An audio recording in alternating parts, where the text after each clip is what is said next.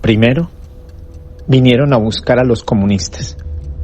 Y yo no dije nada, porque yo no soy comunista. Luego, vinieron por los judíos. Y yo no dije nada, porque yo no soy judío. Luego, vinieron por los sindicalistas. Y yo no dije nada, porque yo no soy sindicalista. Luego, vinieron por los católicos. Y yo no dije nada, porque yo era protestante. Luego vinieron por mí, y para entonces ya no quedaba nadie que dijera nada.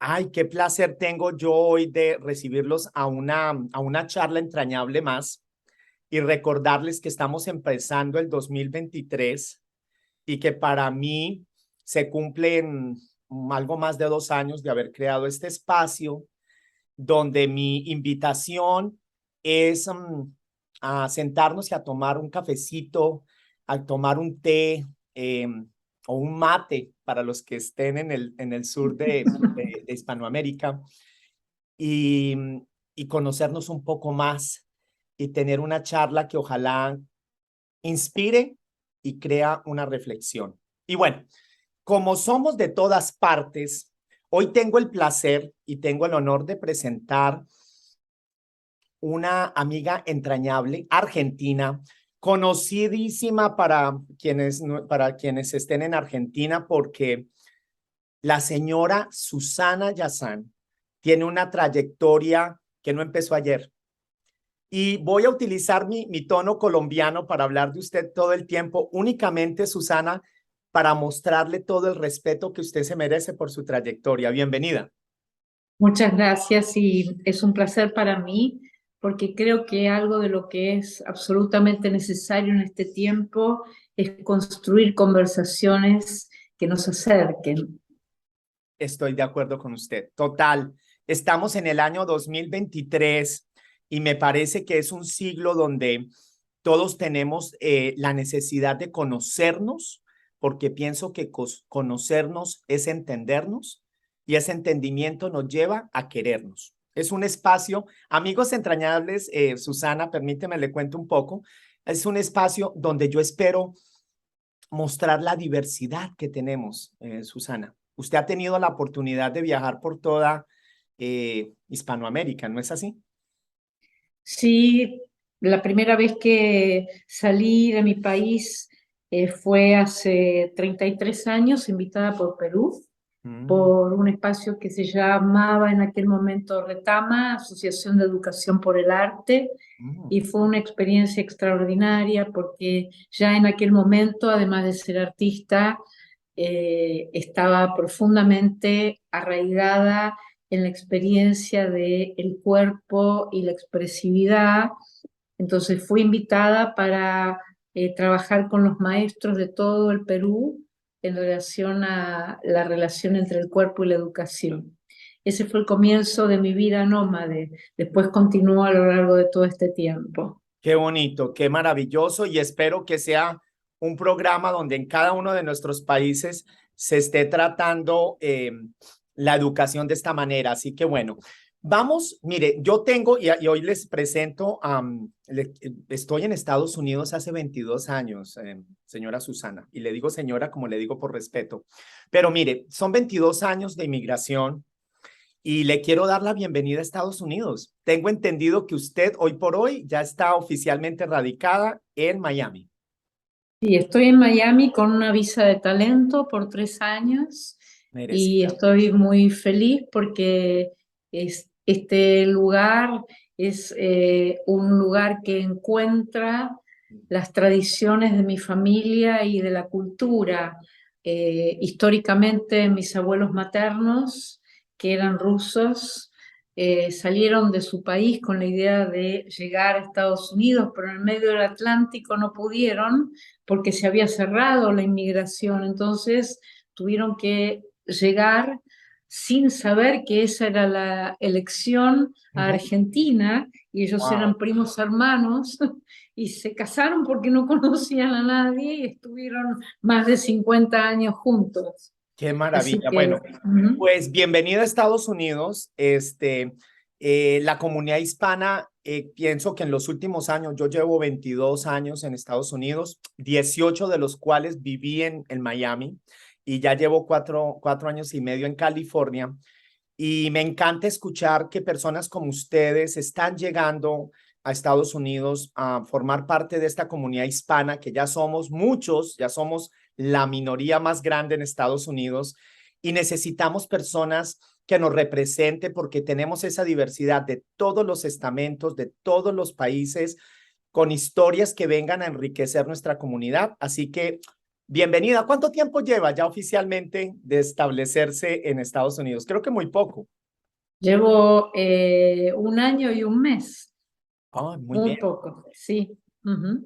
Bueno, hay una razón también. En 1 año ya uno tiene la oportunidad de empezar a tratar de entender a dónde llegó oficialmente, porque una cosa es estar de vacaciones, otra cosa pasar una temporada en la playa, en Miami, que hoy por hoy, evidentemente Miami para mí es la ciudad de los hispanos en Estados Unidos. Y esta conversación se ha generado porque me encanta y quiero comunicarle a mis amigos entrañables en Estados Unidos y en Hispanoamérica, porque yo espero que se lleve a Hispanoamérica, que oficialmente usted tiene su debut en teatro en Estados Unidos con una obra muy especial. Cuéntenos un poco. Bueno, la obra es Rose de Martin Sherman. Estoy muy feliz de que esta sea la obra con la que voy a estrenar aquí.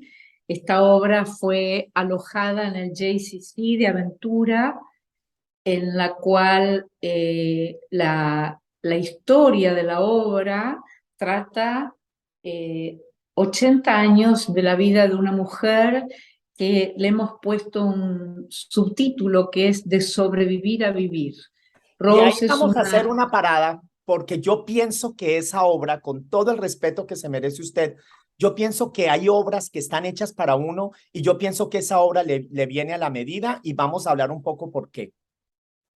Bueno, entonces cuento primero la historia de la obra, una pequeña síntesis. Rose es una mujer judeo-ucraniana que en su infancia vive en lo que se llamaban shtetls, que eran pueblitos judíos que se arraigaban en espacios rusos, y ella transcurre su infancia en ese pueblo. Luego, por diversas circunstancias, llega a Varsovia, y allí, con la llegada de los nazis, es recluida en un gueto, y ahí comienza, digamos, su tragedia, porque, bueno, como horrendamente ocurrió en esa época, ella estaba casada, tenía una niña, y su marido y su hija mueren en el gueto. Ella se queda escondida durante 2 años en las cloacas, y a partir de ese momento comienza un recorrido intentando llegar a Palestina, que así se llamaba cuando todavía no era el Estado de Israel, Así y es. a partir de que los ingleses no la dejan llegar, emigra a Estados Unidos y a Miami particularmente. De ahí, bueno, Así continúa su vida hasta el momento final que está contando esta historia, que en esa mujer eh, simple pero tremendamente viva, para mi gusto, se tornó no un acto de supervivencia, sino un acto de afirmar la vida en cada acontecimiento. Perfecto. Yo pienso que es un ejemplo maravilloso de resiliencia, ahora que estamos utilizando todos tanto el término. Eh, y vamos a hablar un poco, porque yo considero, y si nos permite, porque yo pienso que todos los seres humanos somos como cebollitas y tenemos capas, y me gustaría hacer un poco de paralelismo de por qué yo siento y no sé si usted también lo siente así, que ese papel le viene como anillo al dedo. Sí, para mí fue una sorpresa porque cuando empecé como a desplegar cuál era mi deseo respecto de Miami, yo tengo una cierta expectativa, que es que cuando llego a un lugar, no Ujú. llego a esperar lo que el lugar me puede dar, sino que en general me conmueve o me convoca qué es lo que yo puedo dar. Y como vengo del campo del arte y también de lo psicocorporal, Ujú. y, bueno, yo soy actriz y soy directora de teatro, de ópera, me formé en el Teatro Colón. Pensé qué sentía que podía tener como aporte para esta sociedad y sentí que esta obra nos habla en el presente, por eso me pareció extraordinario poder llevarla adelante. Y en lo que tú dices que tiene que ver conmigo, yo no lo tenía ni siquiera consciente hasta que empecé a recorrer el personaje. Dije, bueno, es una mujer que nunca perteneció a ningún lugar de alguna manera como yo, con lo cual ando por la vida sintiendo que en realidad la tierra es un lugar que nos permite habitarlo, no como territorio definitivo, sino como que, bueno, es para todos los humanos. Maravilloso. Pero yo haciendo no solamente la investigación de qué se representa esta obra, que fue escrita por Martin Sherman, que es ¿Sí? también un escritor, dramaturgo, que vive, que por cierto, a veces la gente no, pero una de su obra más famosa es Bent, Tal bastante cual. conocida en Ujú, Estados Unidos. ujú. Y por qué creo yo en el paralelismo y a ver si vamos descubriendo un poco más a quién es, quién hay detrás de Susana Yazán, que para muchos en Argentina ya le conocen, pero en Estados Unidos usted está ampliando su nombre a toda la comunidad hispana. Voy atrás porque, primero, inmigrantes, es decir, hay paralelismo. Su familia también, y empezamos con esta charla donde comentaba que su familia inmigrante terminó en Argentina. Y cuéntenos un poco, por ejemplo, qué representa para usted haber nacido en Argentina y en qué momento y cómo fue crecer siendo judía en Argentina.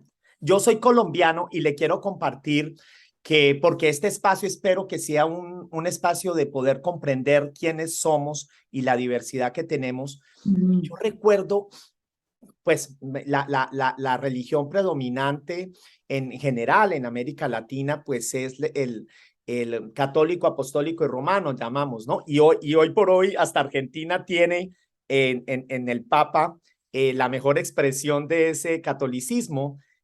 Y yo como colombiano, eh, pues nunca me había dado cuenta hasta que de repente tuve amigos muy especiales en lo que llamamos la secundaria, el high school en Estados Unidos, o lo que llamamos en algunos países el bachillerato, y empecé a entender que algunos de mis compañeros eran judíos.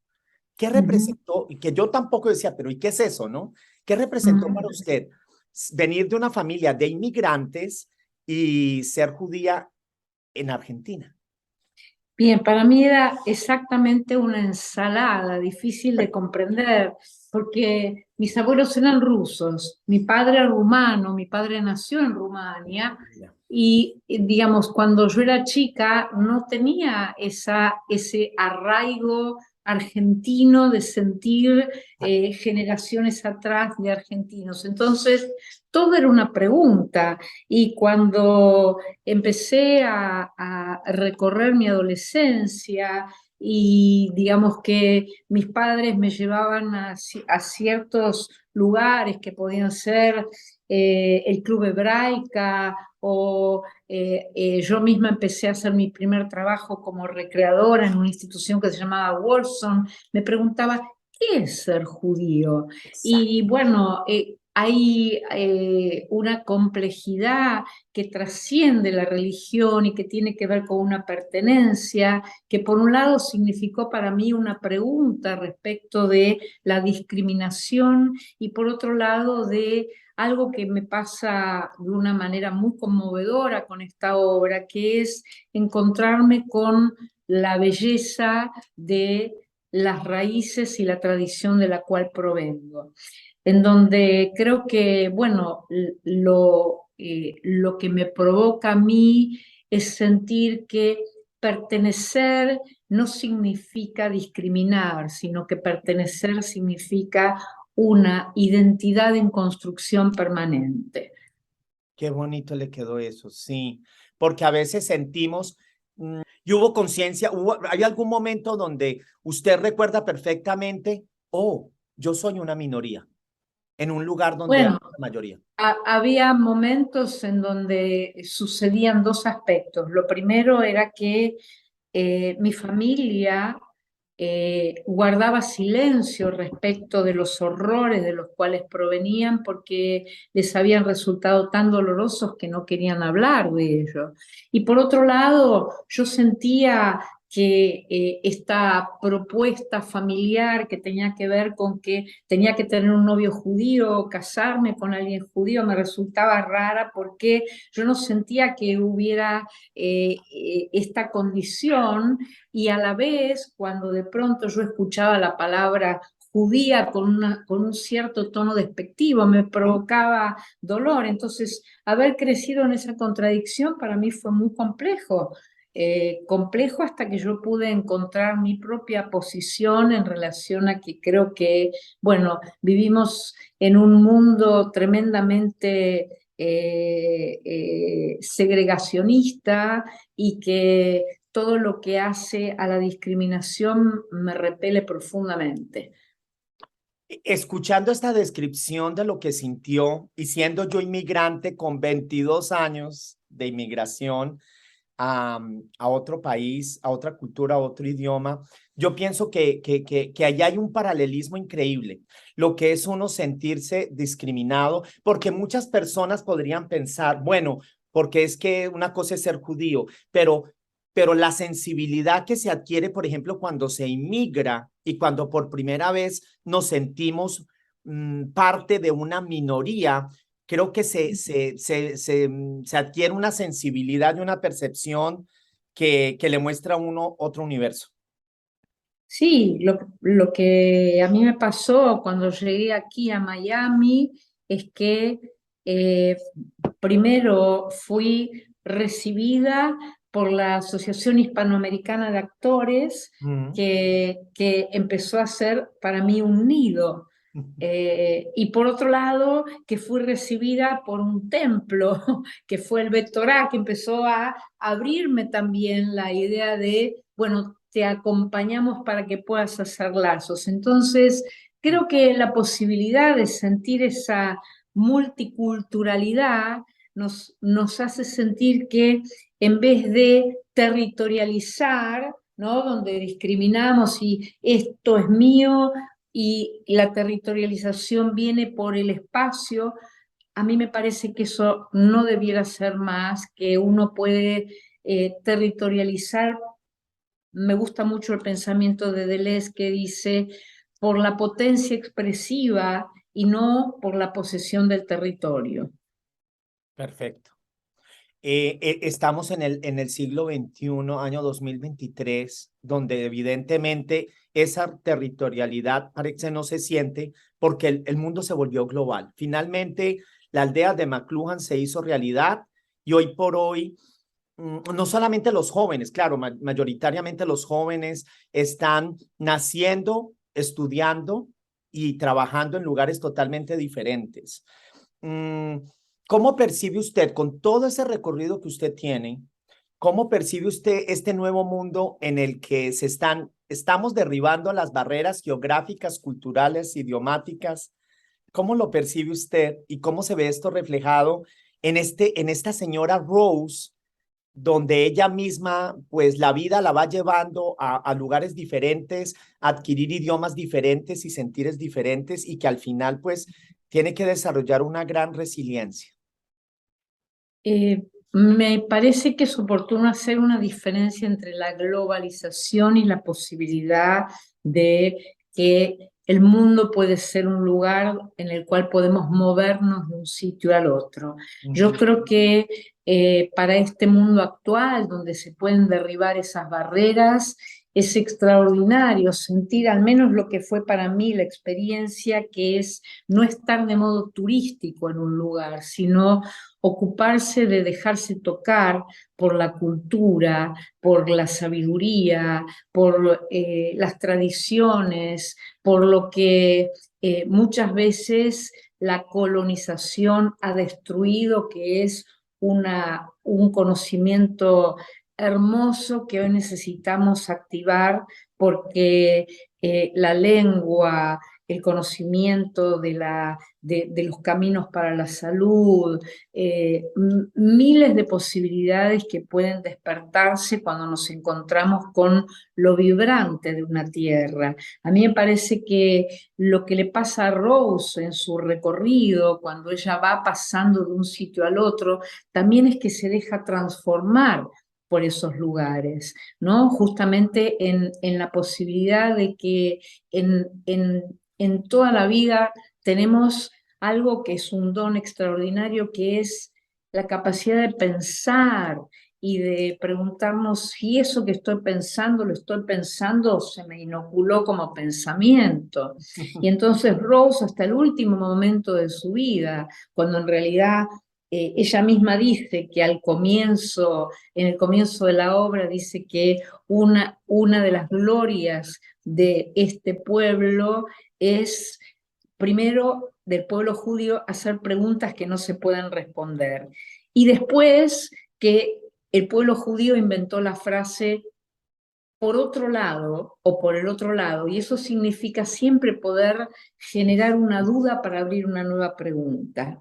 Y entonces me parece que esta capacidad, digamos, de movimiento o de traslación también nos puede ayudar no a que todo sea igual, porque esto de la globalización, de que todos tenemos que usar la misma ropa, el mismo color o lo que fuera, me parece que nos arruina en el sentido de poder singularizarnos, que eso es lo hermoso. Sí, nos vuelve algo homogéneo cuando lo que debemos celebrar es nuestras diferencias y más que buscar, y en esas diferencias buscar nuestro punto común.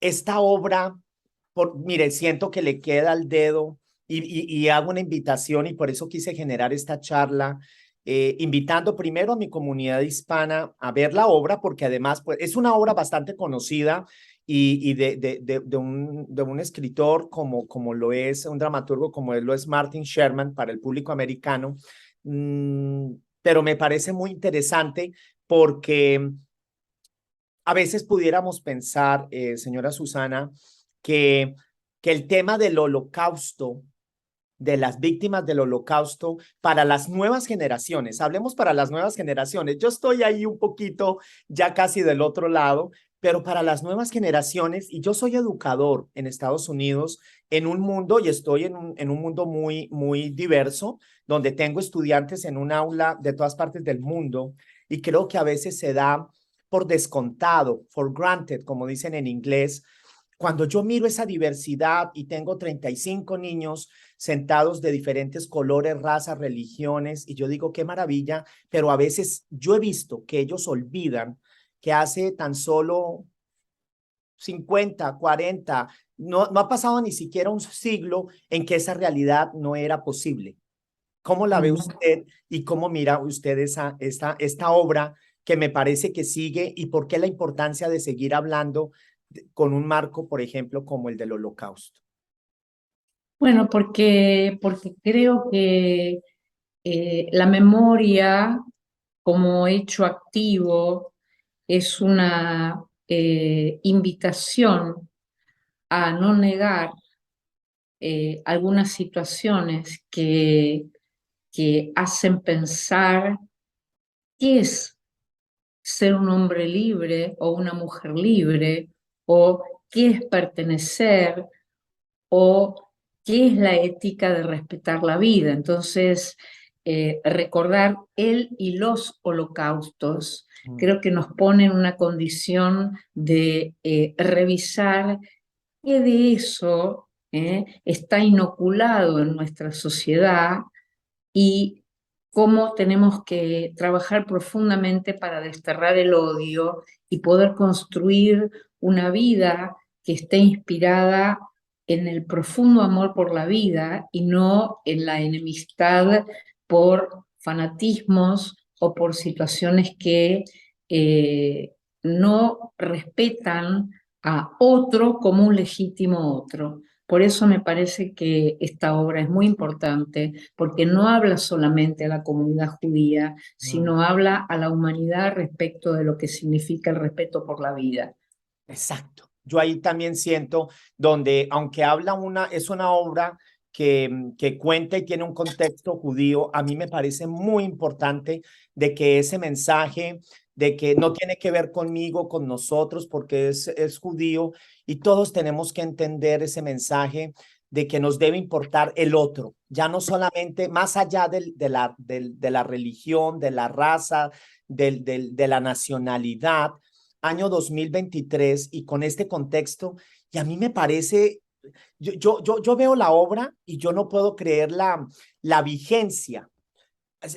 Ucrania, Rusia, la inmigración que sufre, que pasa esta mujer, las dificultades para escapar, porque hoy por hoy se ve en Europa, se ve en Estados Unidos, para escapar a otra realidad y las adaptaciones que tiene que sufrir, las transformaciones, y me parece mucha casualidad que este personaje termine en Miami Beach y que justo usted hoy por hoy, después de toda una trayectoria en su país y después de todo un recorrido, le hago una pregunta. ¿Usted se imaginó de verdad terminar en Miami Beach, año 2023? No, porque lo que ocurre es que la vida es un viaje absolutamente imprevisible Increíble. y nunca sabemos con qué acontecimientos trágicos nos vamos a encontrar que a veces deciden la necesidad de fundar una vida en otro lugar. Entonces, creo que eso es algo que yo he vivido en carne propia y que puedo comprender, por lo cual pienso que darse cuenta de que cada paso es un paso de la vida y que ese paso puede llevar a la construcción de un presente o a desistir. Y bueno, yo soy una vitalista y entonces creo que eh, siempre lo que nos puede orientar es la fuerza de la naturaleza, que todo el tiempo está transformándose, y la fuerza de lo viviente, que es tremendamente inspiradora como para ser capaces de atravesar dolores que nos resultan a veces insoportables, porque lo trágico duele entrañablemente, y saber que no desde un lugar positivista, sino desde una tarea profunda, que es darnos cuenta que nadie se salva si no hay otros, podemos realmente movernos hacia la construcción de una comunidad y una sociedad que realmente sea mucho más amable respecto de la vida. Qué maravilloso suena eso en sus palabras. Y para quien nos esté escuchando, porque a veces uno escucha hablar ciertas personas y uno dice, suena muy bonito, pero es que seguramente no le han pasado cosas a esa persona, no les ha pasado mi historia, no les ha pasado mi situación. Yo sé de la pérdida de su hermana, quien también era una poetisa conocida, muy reconocida en Argentina, y debe también ser un dolor. Por ejemplo, sé que lleva un año, nos acaba de compartir que sé que lleva un año en Estados Unidos, y lo que haya representado para usted decir adiós a Argentina, e incluso algunos pueden decir, bueno, pero tiene hasta su hijo está en Bariloche. ¿Cómo despegarse de una madre? Y lo digo para ver si todos los que vamos escuchando esta charla entendemos de cómo ha hecho usted para que nos podamos reflejar en usted, porque sé que ha pasado por dolores relativamente recientes y yo la felicito porque volver a inventarse en otro país, al recorrido que usted ya tenía en su país y al nombre y volver a empezar de cero. Hay gente que me ha dicho, Carlos, yo no, a este punto yo no salgo de mi país. Lo que yo puedo decir es que cuando, cuando abruptamente pasan situaciones como cualquier hecho trágico, porque el suicidio de mi hermana para mí fue uno de los golpes más terroríficos por los que pasé, porque mi hermana era una poeta y es una poeta porque lo que tiene el arte es que trasciende la duración de la vida, Sí. extraordinaria, premiada por la Casa de las Américas, por, digamos, reconocida en toda Latinoamérica. Eh, hay, hay mucho que te sacude, porque cuando yo particularmente estaba en California cuando eso pasó. Y bueno, volé al día siguiente para Argentina, y lo que sentí es que en un punto es muy difícil entender el suicidio.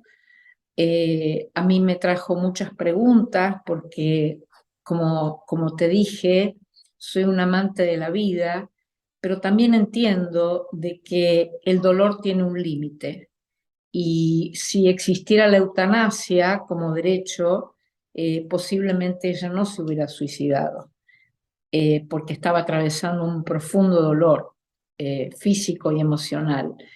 Y lo que creo es que, bueno, cuando pasamos un hecho trágico nunca seremos los mismos.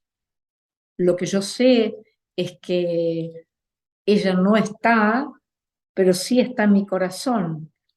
Y todo lo que está a mi alcance será que su obra siga trascendiendo. Entonces, en el momento en que yo tomé la decisión de salir de mi país, como hace mucho tiempo que eh, Latinoamérica también se ha vuelto mi casa, porque yo desarrollo actividades en Panamá, en Colombia, en México, en Ecuador. Sentí que, bueno, parte del sueño no realizado de mi familia, como tengo familia también aquí, la mitad de mi familia quedó en Argentina y la otra mitad aquí, sentí que estar al lado del mar podía ser algo valioso para mí. El mar es un lugar que siempre me atrapó desde la infancia y bueno, creo que a veces la naturaleza te envuelve como quizá no pueda ser una ausencia. Entiendo. Para mí el año 2000, que fue el año que emigré a Miami, realmente quienes me conocían me decían, pero ¿por qué Miami? Tú estás más preparado para Nueva York, para Washington, D.C.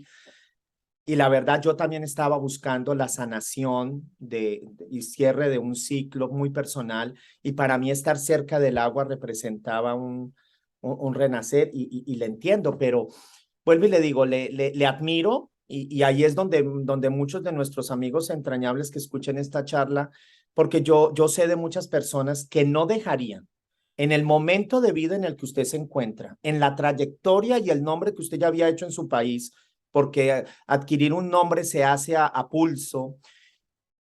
Ay, caramba, yo conozco muy poca gente que es capaz de decir adiós, sabiendo que hasta todavía tiene su hijo en Argentina.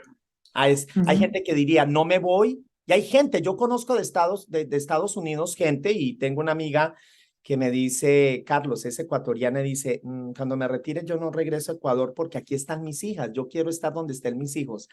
Eh, me parece muy sabio escuchar sus palabras y le admiro. Me pregunto si esta manera de ser de este momento, de la Susana Yazán de este momento, año 2023, ¿Qué tanto ha influenciado ese camino? Y hablemos de un aspecto para conocerla un poco más, usted le ha caminado, ha transitado por el camino de un crecimiento porque usted fundó a nivel latinoamericano una escuela de bioenergética. Sí. Cuéntenos cómo llegó a eso y el impacto que sigue teniendo, porque ya sé que sigue teniendo talleres, incluso en medio de la pandemia, tanto en mi país, Colombia, visitando Cali, Ujú, Medellín, Aguascalientes en México. ¿Cómo se ujú. llegó ahí? Porque, digamos, todas las historias nacen en algún hecho y eso también fue una situación muy de revelación para mí. Cuando yo era pequeña soñaba con ser bailarina Ujú. y una kinesióloga que me atendía en aquel momento descubrió que yo tenía una escoliosis y dijo que yo no podía bailar, pero creo que la potencia de un deseo hace que uno trascienda las indicaciones y apenas pude encontrar una manera de ocuparme de que mi cuerpo se expresara, empecé con actividades que tenían que ver con el movimiento. Durante muchos años estudié distintas técnicas de movimiento y cuando llegué a la bioenergética, ya hacía varios años que estaba trabajando desde el cuerpo, un cuerpo integrado con el sentir, hacer, pensar. Cuando llegué a la bioenergética, descubrí que en esa propuesta, sobre todo a partir de Wilhelm Reich, y luego empecé a venir a Nueva York para estudiar en el Instituto de Alexander Lowen. Encontré que, bueno, había ciertos sustentos que me apasionaron y, bueno, me formé y luego comencé trabajando con muchos grupos en mi país y mis propios grupos decían, pero ¿por qué no nos da formación? ¿Por qué no nos da formación? Y yo dije, no voy a dar formación hasta que yo no tenga mi propia voz. Cuando deje de hacer las cosas de acuerdo a los maestros y cuando yo pueda encontrar mi propia voz, voy a dar formación.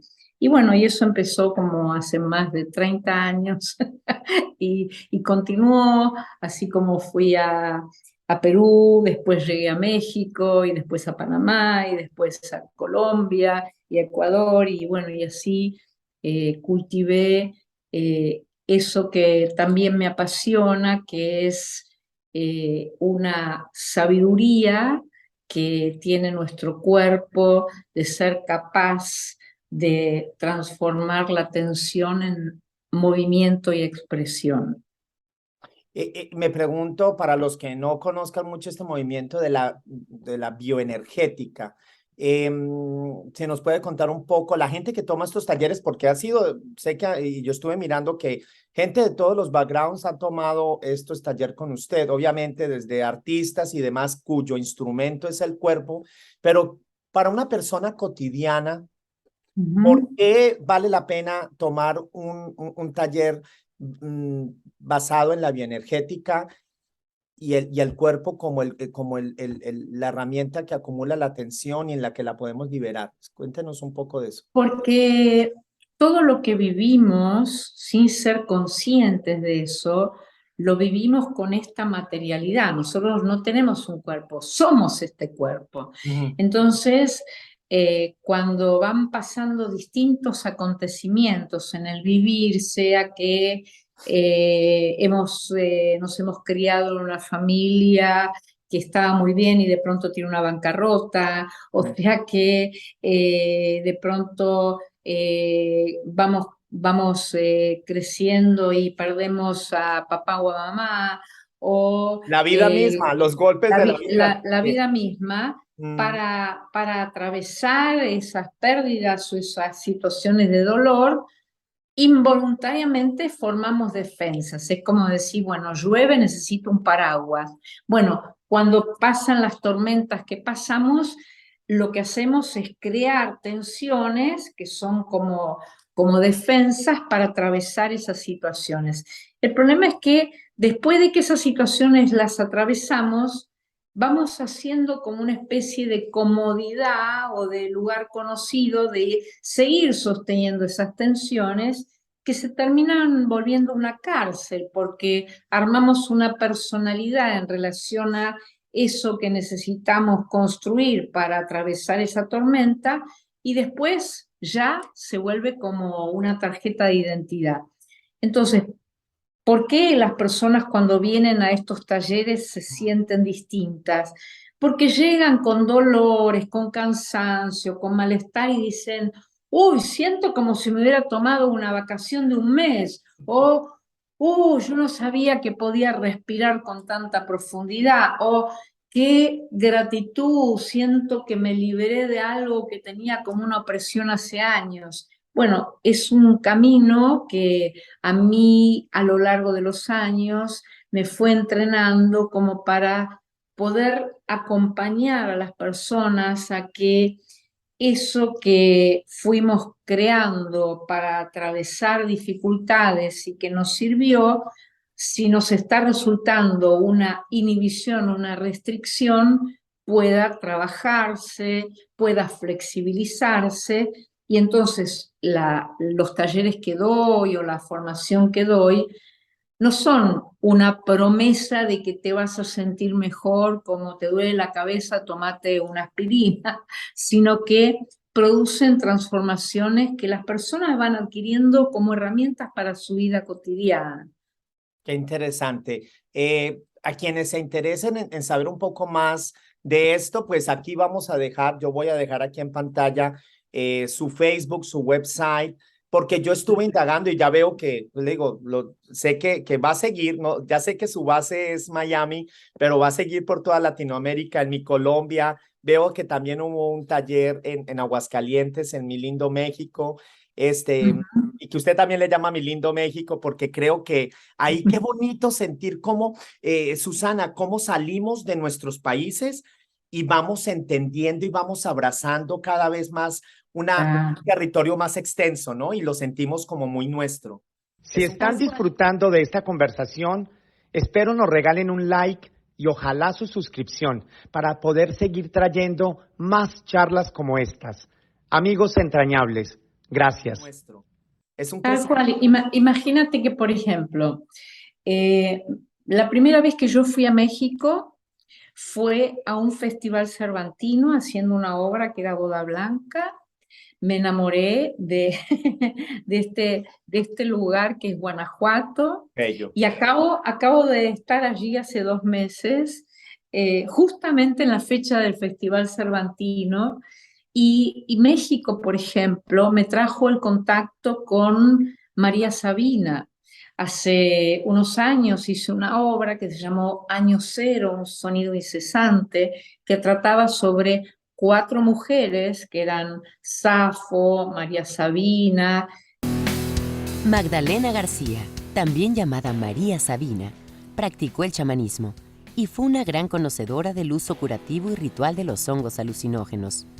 O la propia poeta que representa a María Sabina, cómo me llevó esa situación a ir a Huautla, que es el lugar en donde María Sabina nació, y pude estar con la abuela Margarita, que la había conocido, y entonces fui encontrándome con algo que, bueno, es esto que sucede cuando llegas a un sitio y te toca la historia de un ser, porque la historia de María Sabina fue tremenda. Ella era una mujer que era pobrísima y casualmente no podía comer otra cosa que hongos porque no tenían otra cosa. Y ahí descubrió una posibilidad de sanación porque sanó a su hermana que casi se muere y a partir de ahí se hizo muy, muy famosa como una chamana extraordinaria.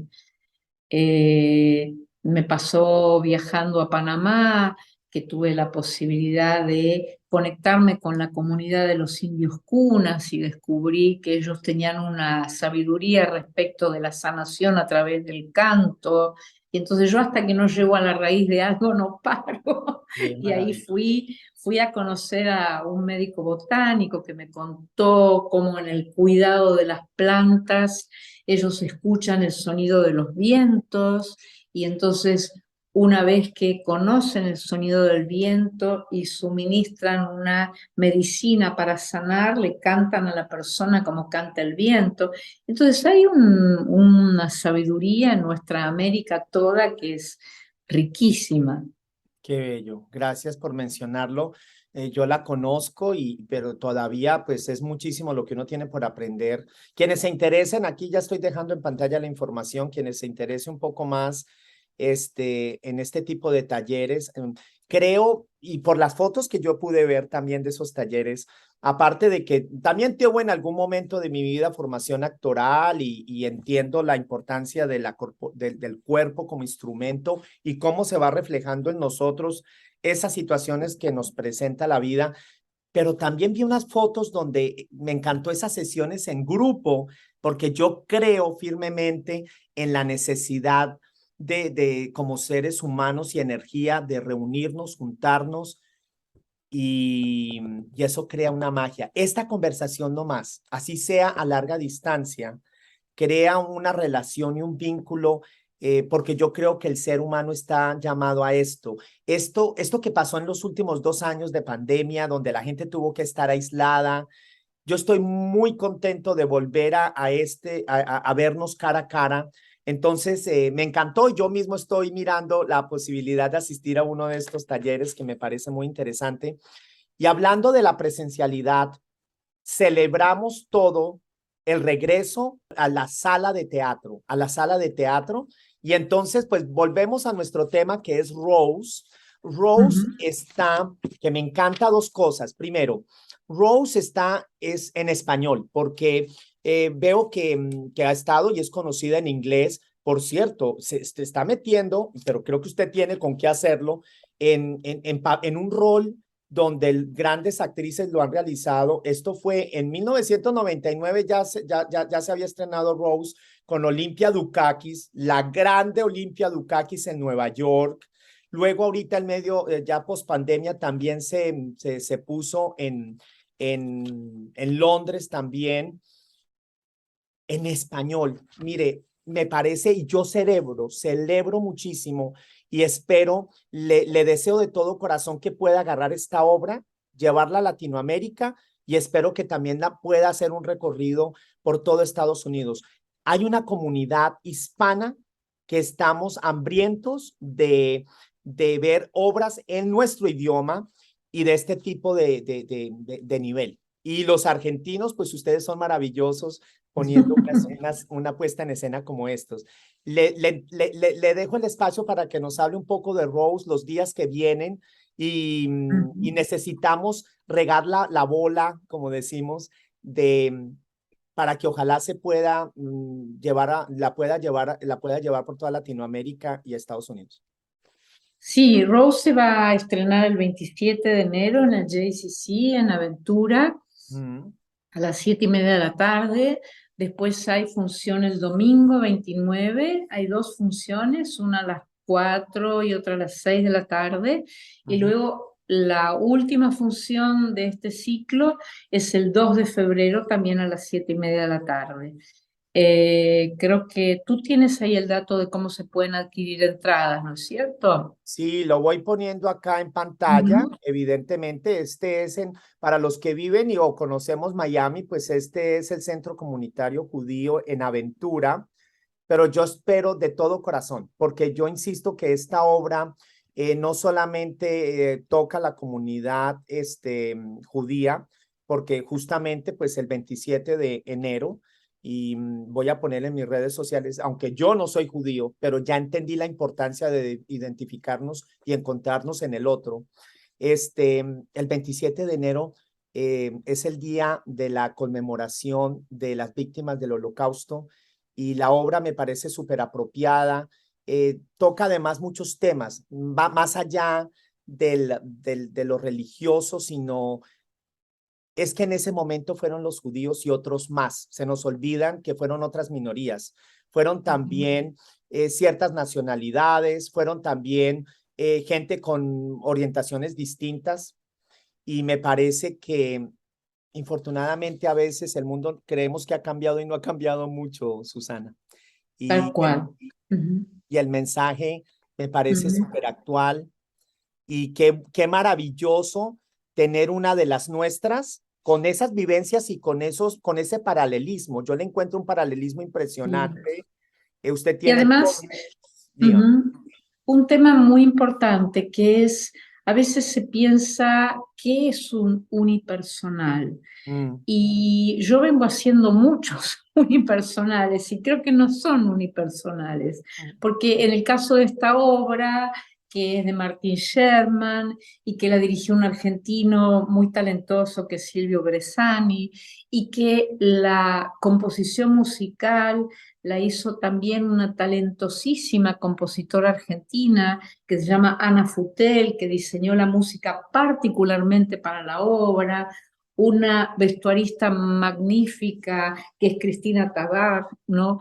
Y un equipo de asistentes que son Federico Grossman y Débora Baulaque. Hay un equipo, o sea, hay no un monólogo, sino un equipo que construye un lenguaje, y ese lenguaje es como cada cosa que hacemos en grupo, que es lo que tú decías, una potencia, porque lo que se siente es una composición. Uno compone con otras fuerzas y entonces no hay esta idea de mirar el monólogo, sino que también lo que yo siento es que esta historia de Rose trae al público porque le está hablando. exacto, exacto. Ujú. Ese parece un unipersonal, pero como usted como actriz, y yo también he tenido mi oportunidad en escena, sobre todo cuando estaba más joven, y sé que ahí se genera un diálogo, una conversación con el público, en el sentido de adquiere sentido. Esta obra vuelvo y repito, se presentó en 1999 y a partir de ahí ya se ha presentado por varias actrices muy importantes, pero es increíble cómo no pierde vigencia. Y yo pienso que Susana, ha llegado a usted porque usted estaba mandada a hacer este papel. Me parece que no hay coincidencias en el mundo, es decir, todo, el hecho de inmigrante, familia judía, tener que transitar y pasar por varios países y cómo se va a ir adaptando, porque yo pienso que esta obra nos habla directamente porque es un ejemplo excelente de resiliencia, de cómo nos adaptamos. Y Susana, yo le agradezco muchísimo. Yo acá me voy a quedar pensando después de que digamos adiós. Susana, yo llegué como inmigrante a mis 30 años a Estados Unidos y le voy a contar algo de corazón. Y yo sentía que en algún momento, sobre todo el primer año, que es el año más difícil, muy seguramente la adaptación, en algún momento yo sentía que no iba a poder, porque era como empezar de cero, Susana. Pero y esto es algo que usted lo puede ver en la Florida, y quien haya visitado la Florida o vivido o haya ido de vacaciones a la Florida, yo veía personas mayores trabajando en el supermercado, en unos muy conocidos, empaquetando. Y yo decía, si ellos pudieron y ellos están acá volviendo a empezar una vida, yo voy a ser capaz. Yo le admiro la capacidad de resiliencia. Usted se acaba, vuelvo y repito, usted acaba de empezar de nuevo en Miami Beach, y diciendo, pues volver a empezar sin miedo, porque cualquier otra persona diría, yo me quedo en lo conocido, donde ya he trabajado, donde ya soy una reina. Se hubiera podido perfectamente quedar en Argentina, y este es el mensaje en esta conversación con el que yo me quiero quedar. Sí, creo que cuando nos sometemos al miedo, nos inmovilizamos.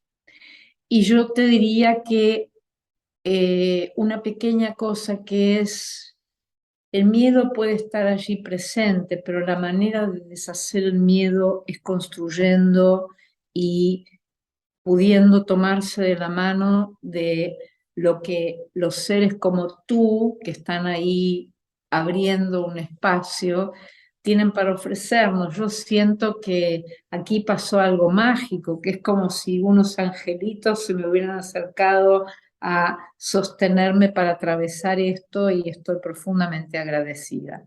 El angelito es usted, que nos demuestra una vez más un ejemplo de resiliencia, un ejemplo de no tener miedo a empezar, porque en español le pusieron, y aquí lo estoy poniendo, Rose, de sobrevivir a vivir, y sin parar, porque muchos, incluso gente que no tiene ni la mitad de su edad y su recorrido, a veces se dan por vencidos.